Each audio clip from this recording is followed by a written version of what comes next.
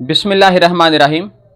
جماعت کے ساتھ نماز پڑھنے کے بارے میں ایک اہم ترین مسئلہ تمام نمازی حضرات، تمام مسلمان توجہ کے ساتھ سن لیں۔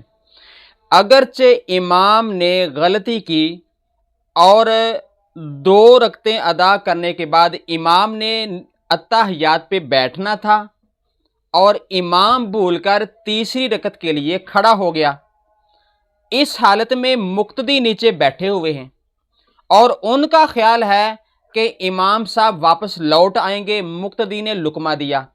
اب امام صاحب کھڑے ہیں تیسری رکعت میں، تو مقتدیوں کے لیے یہ حکم ہے کہ اپنا رکن چھوڑ کر امام کی اتباع کریں، کیونکہ مسئلہ یہ ہے کہ جہاں پر مقتدی بیٹھے ہیں وہ واجب کا درجہ ہے، قاعدہ اولا واجب کا درجہ ہے، اور جہاں پر امام صاحب کھڑے ہو گئے ہیں وہ فرض کا درجہ ہے۔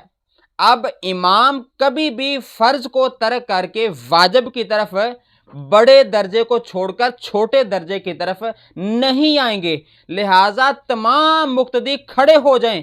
بے شک امام صاحب نے غلطی کی ہے، لیکن اس غلطی کا آگے جا کے حل ہے۔ وہ حل سمپل یہ ہے کہ زیادہ سے زیادہ ترک واجب ہوا ہے، جو قاعدہ اولا ہے اس کا درجہ نماز میں واجب کا ہے۔